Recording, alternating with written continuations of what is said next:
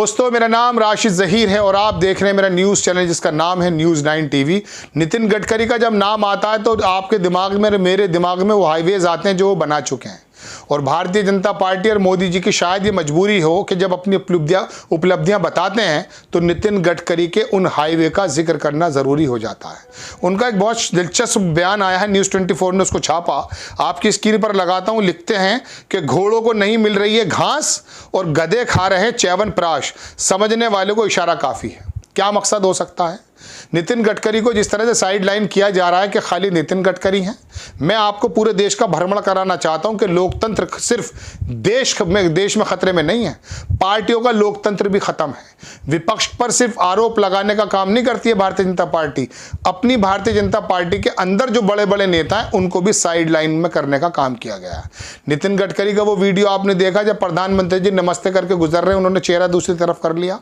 संभव है कि प्रधानमंत्री जी आपके सामने से गुजर रहे हैं और आप पीछे चेहरा कर लें, इत्तफाकन नमस्ते लेना तो दूर है, चेहरा भी पीछे कर लें। इसका मतलब है कि नाराजगी बिल्कुल साफ है। सीएजी की रिपोर्ट आपको याद होगा नितिन गडकरी के खिलाफ आई, जबकि उसके अंदर नितिन गडकरी ने टीवी पर आकर कहा कि हमसे विभाग ने, सीएजी ने वो आदान प्रदान नहीं किए हैं एविडेंस के जिसके बारे में वो बता पाते, यानी कि उनके विभाग को ही बदनाम करना है। चूंकि जो शायद जानते हैं कि जब सीएम बनने वाले थे महाराष्ट्र के, आपको लंबी लंबी बातें नहीं बताऊंगा, उस वक्त किसने अटकलें लगाई थी जो सीएम नहीं बन पाए। आपको अगर मैं साइड पर लेकर चलूं तो मध्य प्रदेश में शिवराज उनकी आंखों की किरकिरी बने हुए एक ज़माने से। अडवाणी जी ने कहा था कि ये प्रधानमंत्री मटेरियल है। उस समय से शिवराज और प्रधानमंत्री जी के क्या ताल्लुकात हैं ये पूरी दुनिया जानती है। आप उसके बराबर में आ जाइए राजस्थान में। राजस्थान के अंदर वसुंधरा राजे को दोनों समितियों से बाहर कर दिया गया, सीएम फेस बनाया नहीं जा रहा है, बगावत पर उतरी हुई हैं, उनको भी नीचे कर दिया गया है। चूंकि वो पहले जब चीफ मिनिस्टर थी जब भी उनकी नहीं मानती थी और आज भी नहीं मानती, महारानी है, एक वजूद है, वह राजस्थान के अंदर भारतीय जनता पार्टी का सबसे बड़ा चेहरा है। आप इसके बराबर में अगर आप मध्य प्रदेश में आएँ, वहाँ उमा भारती को भी ले लीजिए। उमा भारती ने किस तरह से बगावत कर रखी, लोधी समाज से वो ताल्लुक़ रखती हैं, पूरी एक्स चीफ मिनिस्टर रही वहाँ। 53 सीटें उनको जो है लगभग उनका समाज उनको जो है ऊपर नीचे कर देता है, इतना वोट का उनका पोजीशन है। कर्नाटक आ जाइए, लिंगायत समुदाय जिसने भारतीय जनता पार्टी को बनाया, साउथ को कहते हैं कि ये गेट बीजेपी का, साउथ कर्नाटक को, वहां पर कितनी बुरी हार मिली, चूंकि लिंगायत समाज के सबसे बड़े नेता येदियुरप्पा को ठंडे बस्ते में डाल दिया गया। अब आपको मैं अगर वहां पर फडणवीस को लेकर चलूं कि उनको भी डिमोशन कर दिया गया, तो दो ही नाम नजर आते हैं, मोदी जी और शाह।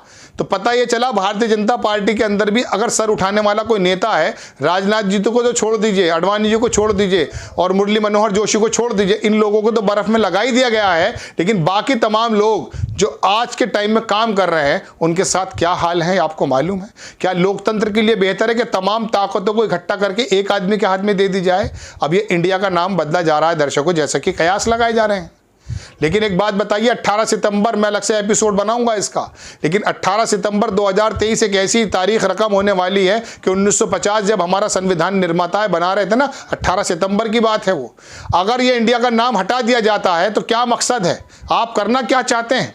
आपका कयास ये लगाए जा रहे हैं कि शायद महिलाओं का आरक्षण करके 250-300 सीटें बढ़ा दी जाए लोकसभा में। ऐसा भी बताया जा रहा है कि इंडिया का नाम बदल दिया जाए। भारत नाम पहले से ही है, लेकिन इंडिया नाम हटाने की ज़रूरत क्या है? कहाँ से हटाएंगे? क्या करना चाहते हैं? और तीसरी बात मैं आपको फिर बता दूं कि हो सकता है लोकसभा के चुनाव, एक बहुत बड़े पत्रकार है, मेरी ज़बानी नहीं है ये, वो कह रहे हैं कि एक्सटेंड भी हो सकता है। ये वन नेशन वन इलेक्शन को लेकर, महिलाओं के आरक्षण को लेकर और तमाम चीज़ों को लेकर टाइम ले लिया गया और 2024 पूरी दुनिया की तारीख बदलने वाली है। 2024 में आपको मालूम नहीं है, ये वाली बात मैं इस एपिसोड में नहीं बता सकता, लेकिन बताना ये चाहता हूं कि लोकतंत्र खाली देश के अंदर खतरे में नहीं है, भारतीय जनता पार्टी के अंदर भी खतरे में लगता है। क्या एक आदमी के हाथ में ताकत देने के बाद आपको लगता है कि सब कुछ संगासी हो जाएगा? ताकत बिखरी भी होती है तो चोरी करना मुश्किल होता है दर्शकों, कोई भी देख लीजिए आप। लेकिन एक दो लोगों के हाथ में होता तो घोटाले भी और चोरी करना भी बहुत आसान हो जाता है, हिटलर बनना भी आसान हो जाता है, क्योंकि ये ताकतें फैली होंगी लोगों के अंदर। लोकतंत्र का मतलब क्या है? लोग से चुना हुआ तंत्र। और जब ये सारे तंत्र इकट्ठे होकर के किसी एक आदमी व्यक्ति के हाथ में आ जाते हैं और उन्हीं की पार्टी के अंदर ऐसे ऐसे बड़े बड़े लोगों की जबानों को बंद कर दिया जाता है, तो फिर क्या आने वाले वक्त में क्या है? ये एक खतरे की निशानी है। लोगों का कहना, मेरा कहना नहीं है, आपको सचेत होने की ज़रूरत है। क्योंकि देश की जो खूबसूरती है वो इस बात को लेकर के है कि हमारे यहाँ संघ जुड़े हुए हैं। अधिनायकवाद नहीं है कि एक ही सेंटर से चलेगा सब कुछ। हमारे स्टेट्स जुड़े हुए हैं, संघीय ढांचा है हमारे यहाँ। हमारे यहाँ कोई पाकिस्तान जैसा मसला नहीं है कि आगे जनरल मुशर्रफ और ये मुशर्रफ बैठ जाएंगे। हमारे यहाँ लोगों से चुना हुआ मामला है। इसके बारे में फिक्र कर रहा है तमाम मीडिया जगत, तमाम इंटेलेक्चुअल्स। धर्म की आंधी में, धर्मांध में इतने ज़्यादा अंधे होने की ज़रूरत नहीं है कि ये भी भूल जाइए कि हमारे देश में चल क्या रहा है, बेरोजगारी के हालात क्या हैं। G20 अभी मलेशिया इंडोनेशिया ने किया है, उसका रेजोल्यूशन पास हुआ है, हमारे यहाँ हो जाएगा। चीन ने आने को मना कर दिया है, रूस के जो है पुतिन आ नहीं रहे हैं, सलमान सऊदिया वाला आने को मना कर रहा है। और ये तमाम लोग, क्या वजह है कि मलेशिया जैसा, इंडोनेशिया जैसा मुल्क माली के अंदर अपना करा था, वो रेजोल्यूशन पास करा लेता है। वो रूस का, यूक्रेन का जिक्र होने के बावजूद भी अपना जो है वो फार्मूला, वो रेजोल्यूशन पास हो जाता है, डिक्लेरेशन हो जाता है। हमारे यहाँ नहीं होगा। लेकिन बताया जाए G20 और ऐसे समय में इंडिया की बहस डाल दी गई है।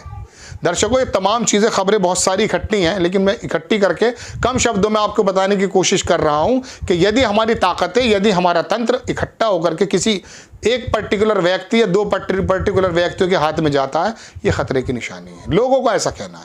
आपको खबर कैसी लगी, अपनी राय कमेंट्स बॉक्स में ज़रूर दीजिए। चैनल को सब्सक्राइब कीजिए, शेयर कीजिए। नेक्स्ट टाइम मैं किसी खबर के साथ आता हूँ। जय हिंद।